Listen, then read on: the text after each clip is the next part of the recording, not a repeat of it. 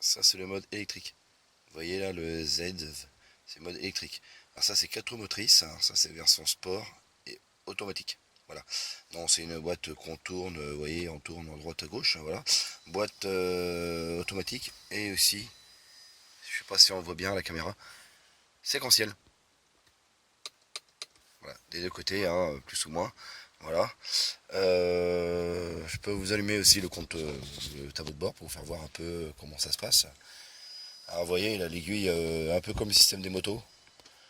Euh, alors vous voyez, je vais appuyer parce que j'ai du mal à appuyer. Voilà. Non, voilà, le contour s'allume comme une contour de moto. Voilà.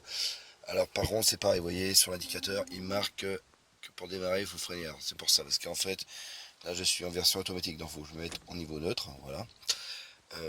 Sinon, intérieurement, franchement, très joli, très bien fini. On se rapproche très sérieusement des gammes allemandes, hein, sans citer de marque. Mais franchement, c'est très très joli, quoi. Vous voyez bien, alors c'est pareil, hein, comme j'appuie sur ce bouton là, vous avez plusieurs gammes, hein. Voilà, ça c'est pour consommation variable, savoir un peu ce qu'on consomme, au fur et à mesure des trucs, surtout hybride, nous consommation électrique. Bon, évidemment la musique, hein, GPS, voilà, vous avez aussi la consommation électrique. Alors ça c'est les moteurs et ça c'est la batterie électrique derrière. Alors évidemment qu'on on désaccélère, vous avez ce petit aiguille-là, je vais essayer de montrer au mieux parce que c'est pas évident. Là vous avez la consommation charge, éco, power, et évidemment plus on monte. Et là c'est quand vous désaccélérez. L'aiguille descend en bleu, c'est à vous charger. D'accord. Et dès que vous accélérez, bah, c'est le moteur, un peu comme on voit ici, qui prend le relais. Voilà. Sinon, au niveau consommation, ça reste que bah, c'est très très abordable, hein. C'est vraiment pour dire 50 € pour faire à peu près 1000 km, 1100 km quoi.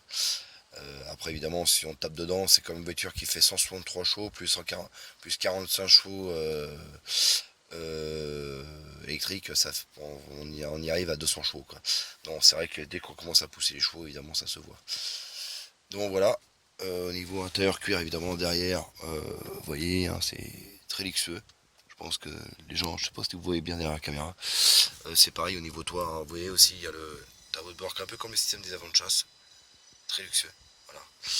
C'est pareil, on peut ouvrir. Alors je sais pas si on va bien voir parce que ça. Voilà, on peut ouvrir la trappe. Voilà. Et derrière aussi. Ça on a vraiment la vision panoramique. Et ça c'est très agréable. Voilà ce que je peux vous dire sur la DS5. Franchement, c'est une très bonne voiture française que je conseillerais à beaucoup de gens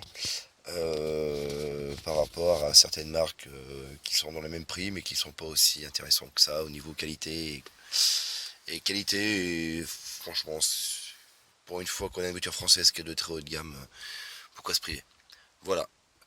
Bon bah sur ce, je vais vous laisser et je vous dis à une prochaine vidéo. Allez, au revoir.